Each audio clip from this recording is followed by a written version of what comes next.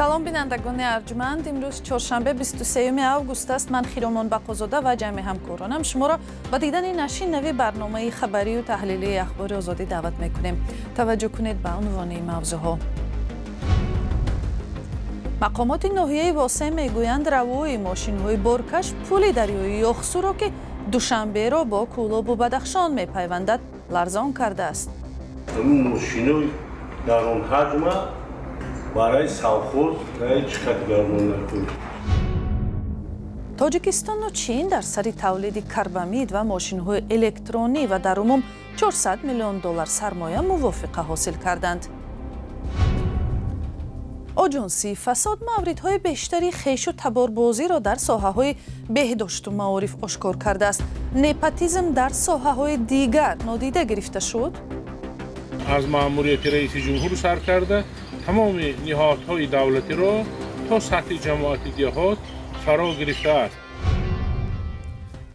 як пуле бар фарози дарёи Ёхсу ки инак 65 сол аст, минтақаи Хатлонро бо вилояти мухтори Кӯҳистони Бадахшон мепайвандад, ба таъмири ҷиддӣ ниёз дорад. мутахассисон ҳисоб карданд, ки арзиши таъмиру барқарорсозии ин кӯпру ки муҳим барои ҳаракати мошинҳои борбар каме бештар аз 4 миллион сомонӣ будааст, вале ҳеҷ не ин маблағ дода шавад. ин ҳам дар ҳолест, ки дар шароити то рафт бештар шудани ҳаракати мошинҳои гаронвазни борбар, омода будани роҳҳову пулҳои мошингузар то рафт ба масъалаи доғи Тоҷикистон табдил мешавад. Маҳмуҷон Раҳматзода аз пули хатарноке бар рӯи руди Ёхсу гузар кард. аз болои ин пул ҳар рӯз садҳо мошин убур мекунад. пуле бар фазои руди Ёқсу дар ноҳияи Восе пайвангари Бадахшону Кӯлоб ба маркази Тоҷикистон.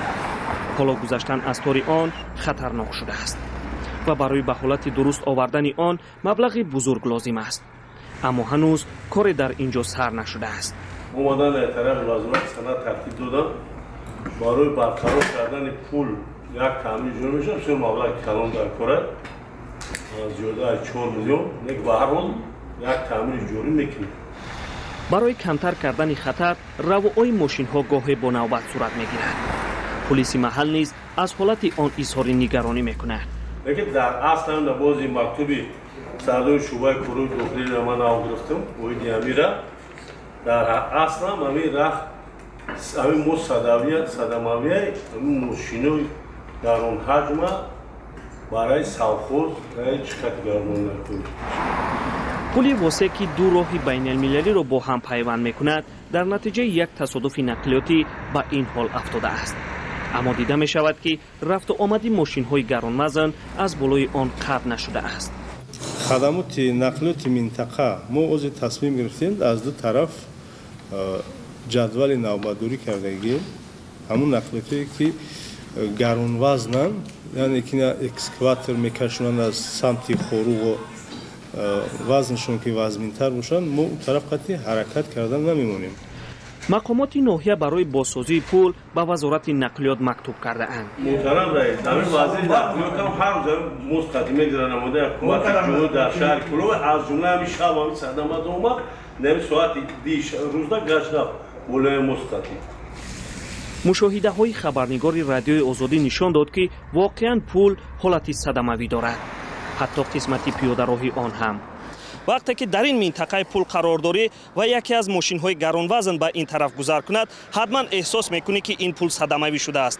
ҳукумати ноҳияи Восе ҳам гуфтанд, ки онҳо иқтидори таъмир кардани ин пулро надоранд. бузургтарин пули болои дарёи Ёқсу дар ҳудуди ноҳияи Восе соли 1958 сохта шудааст.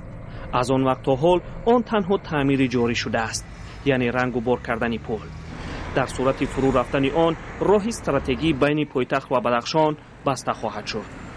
маҳмуҷон Раҳматзода, Озодӣ, ноҳияи Восе.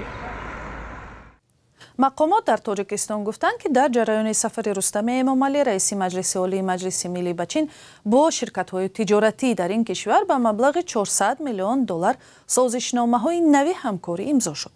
аз ҷумла дар бораи роҳандозӣ шудани кори истеҳсоли карбамид, як маводи муҳим барои соҳаи кишоварзӣ ва сохтмони мошинҳои электронӣ дар Тоҷикистон мувофиқаҳо ба даст омадааст. ҷузъиёти созишҳои ҳосилшуда дар гузорише ки ҳамкорам Амир Исоев тақдим мекунад. در جریان سفر رستم امامعلی رئیس مجلس ملی تاجیکستان و شهردار دوشنبه قراردادهای همکاری با ارزش بیش از 400 میلیون دلار آمریکا بین شرکت‌های تجارتی چین و تاجیکستان به امضا رسید. یکی از قراردادهای کلیدی تأسیس کارخانه تولید نیروهای مینرالی و ماشین‌های برقی در تاجیکستان است. با گفته شیرعلی کبیر وزیر صنعت و تکنولوژی‌های نو، پیش‌بینی می‌شود تولید خودروهای برقی از سال آینده آغاز شود. هدف این است که تا 90% جزوهای ماشین‌های برقی در تاجیکستان تولید شود. خود ماشین از آلومینی استفاده می‌شود چون که آلومینی متالی سبک است و البته که تأثیری کمتر برای خراجات برقش می‌رود. در ما هست این در الکترومبیل خراجات می‌شود. خودی همون باتری که در اون برق جمع کرده می‌شود. باتری اصلا از لیتی از نقره و از لیتی از تکنولوژی باتری هم خیلی هر روزه دیگر شده است، لیکن همین فرمول کلاسیکیش همین است.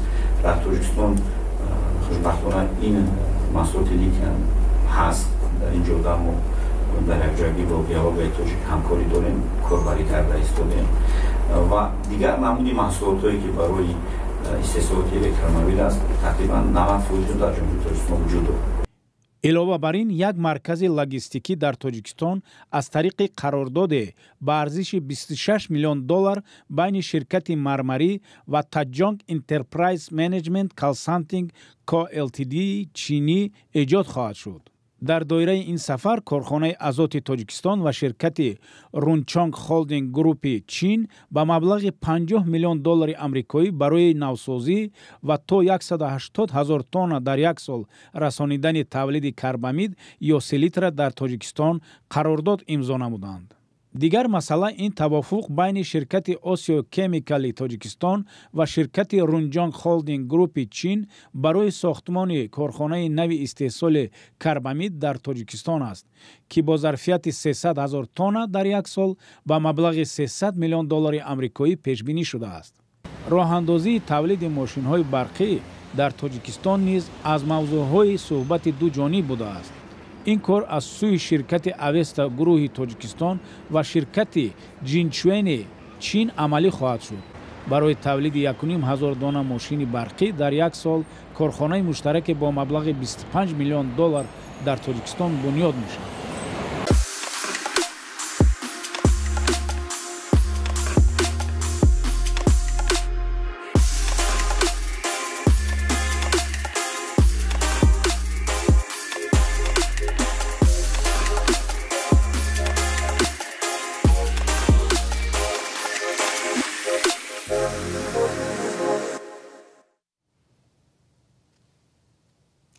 مقامات آژانسی ضد فساد امسال 44 موردی در اداره‌های دولتی تاجیکستان در یک جا کار کردن خویش و تبار نزدیک را آشکار کردند. به قول آنها این نوبت نیز اکثر حالت‌های قانونشکنی در ساختارهای معارف و بهداشت به قید گرفته شده است.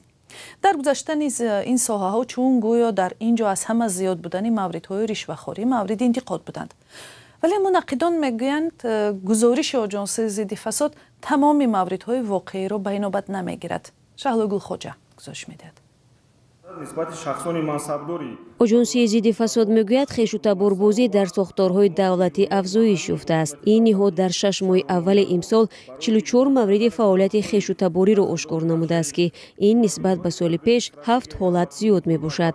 از همه بیشتر فعالیت خویش و تباری به ساحه‌های معارف و تندرستی رست می آمده است. طبق طلبات قانون جمهوری تاجیکستان درباره مقاومت به کارپسیا ماده 22 البته وابسته به حالت مذکور برای برطرف نمودن قانون ویرانکنی سند اعتنایی در شکل دستور خطی ارسال شود که با نتیجه نفران قانون ویرانکننده از منصب‌های اشغال نموده آزاد کرده باشند. آژانس ضد فساد در هر نشست خبری از آشکار شدن چنین قانونشکنی‌ها معلومات می‌دهد، ولی کارشناسان به این آمارها با شبهه می‌نگرند و می‌گویند که آژانس آشکار کردن حالت‌های خویش و تباری را فقط در بخش‌های مثل معارف و تندرستی و فرهنگ آشکار می‌کند. خیرالله میرسیدov خبرنگار تاجیک مقیم اروپا بر این باور است که از همه بیشتر مورد خویش و تباری در مقامات قدرتی به نظر می‌رسد. к сожалению, они полностью закрывают глаза на то, что متاسفانه آژانسی در مورد خشوع تباری در مقامات حفظ حقوق و دیگر ساختارهای قدرتی که در آنجا با ریشه های خشوع تباری سری منصب هستند چشم می‌پوشد. آنها 10 سال هاست که در این نهادها فعالیت دارند ولی کسی علیه آنها کاربری کردن نمی‌تواند. معلوم است که آژانسی هم ضعیف است چون در عکس حال آنها می‌توانند با آژانسی پاسخ بدهند و در نتیجه کارمندان این نهاد ضد فساد را به جوابگری هم کشند. با اطلاع آژانسی از 44 مورد خشوع-تباری 15 حالت به بخش معارف، 16 تای دیگر به تندرستی، 6 حالت به مقامات شهرداری و حالت‌های دیگر به چند وزارت و اداره‌های دیگر مربوط است. به نظر آیین حال با نظر و حقوقدان و رهبر سازمان جمعیتی پرسپکتیو پلوس، مشکل فعالیت خشوع-تباری اساساً در ساختارهای مرکزی بیشتر است. اون دولتایی که ترقی کردن به یادتان هست که اولین کاری که کردن اما از خشوع-تباریشان سر کردن، اونها از کار آزاد کردن. یعنی که البته باید دولت دموکراتی همه وقت اما سیستمش یعنی که از یکدیگر وابسته نباشند. شوکرجان حکیمов حقوقدان و معاون اول رئیس حزب سوسیال دموکرات تاجیکستان خشوع-تباربازی را در اداره‌های دولتی از امور مقامات دیده بیشتر ارزیابی می‌کند. و نه تنها در نهادهای نامبر کرده او اینچنین از مأموریت رئیس جمهور سر کرده تمام نهادهای دولتی را تا سطح جماعت دهات فرا گرفته است و باعث تأسف است که محض رابطه های خشوع-تبارچگی و اولویت دادن به همین گونه مناسبت های عصر میانگی رفت تطبیق اصلاحات اقتصادی و تحولات اجتماعی و سیاسی و جهت ثمرناک عملی نمودن برنامه های قبول شده دولت تاجیکستان در رابطه و موافقه با سازمان های بین المللی را نیز خلالدار کرده است. نظر مردم در کوچه های دوشنبه هم یکسان نیست. متخصص خوب هم باشد اگر وی مقابل خشوع-تبارش رفته نمیتواند. متخصص خوب است لیکن وقتی که خشوع-تبار آمد مقابل وی چخیل می رود. مجبور که یگون قانون شکنی به راه دهد. دنیا ازل چخیل آمده بوده است. چخیل رفته است. Если не работает, почему нет, конечно. ترانسپرنسی اینترنشنال یا شفافیت بین الملل در گزارش اول امسال گفت اکثریت در تاجیکستان باور دارند پوره‌گیری از خودکنی پول دولت، خشوع-تباربازی و موردهای دیگر از مسائل پنهان شده می باشد. عین زمان چندی از پیوندان رئیس جمهوری تاجیکستان در منصب‌های کلیدی کار می‌کنند. نه پرزیدنت و نه نزدیکانش در مورد اتهامات خشوع-تباربازی در نهادهای رسمی ابراز نظر نکردند. و یک خبر اداره سازمان ملل متحد در افغانستان میگوید از زمان سر قدرت برگشتن طالبان در این کشور دست کم 218 سابق کارمند اداره‌های حکومتی و دولتی افغانستان را به قتل رسانیدند. این گزارش میگوید طالبان بیشتر کارمندان سابق حکومت، خادمان پلیس و امنیت را هدف قرار دادند. در مجموع به حساب محققان سازمان ملل متحد در 2 سال گذشته در افغانستان 800 حالت کشتارهای غیرقانونی، حبس‌ها و بازداشت‌های خودسرانه، شکنجه و بدرفتاری و ناپدید شوی‌های ساکنان به قید گرفته شده است. گزارش سازمان ملل متحد در 2مین سالگرد به دست طالبان گذشتن قدرت در افغانستان نشر شده است.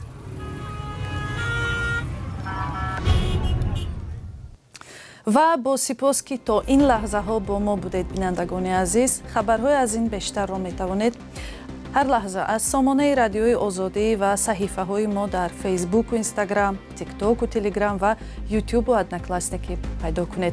خدا نگهبان شما و تا فردا.